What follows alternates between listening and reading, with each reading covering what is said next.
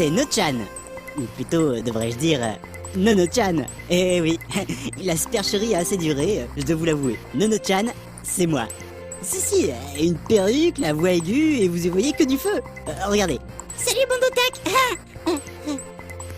Poisson d'avril. Bon, d'accord, ça marche pas. En plus, avec une semaine de retard.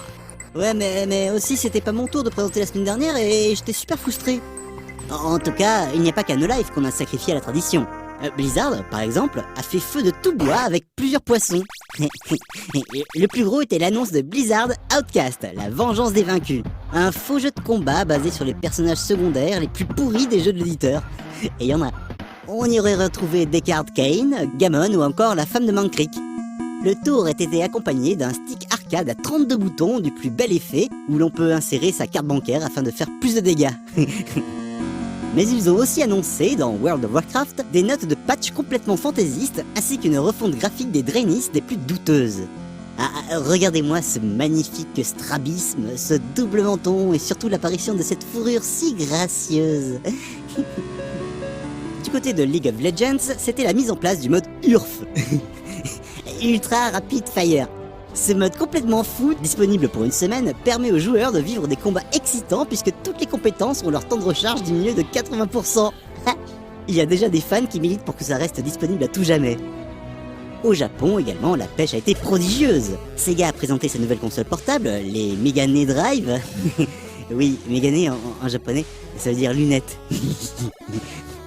Le casting du prochain film live de Rurouni Kenshin a subi un remaniement drastique. Le rôle principal est désormais confié à Kumamon, l'ours mascotte du département de Kumamoto. L'opérateur mobile Aiyu a dit vouloir lancer une série de fascicules hebdomadaires à collectionner pour construire petit à petit son smartphone. Seulement 10 ans de numéros à collectionner pour avoir un appareil fonctionnel. Avantageux!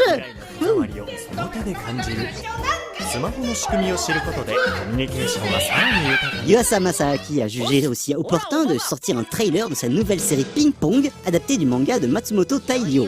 Mais la voix du nouveau personnage me semble familière.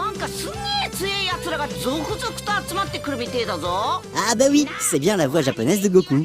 Un clin d'œil sympa pour la chaîne Fuji TV, qui annonce ainsi également la nouvelle saison de Dragon Ball Z Kai. Et on termine avec Good Smile Company, chez qui on sait aussi s'amuser le 1er avril. Malitan et Kaotan ont posté sur leur blog la review d'une figurine à venir chez le fameux éditeur des Nendoroid. La Bass Time Collection, Swimsuit Girl Version à l'échelle 1/1. Wouh!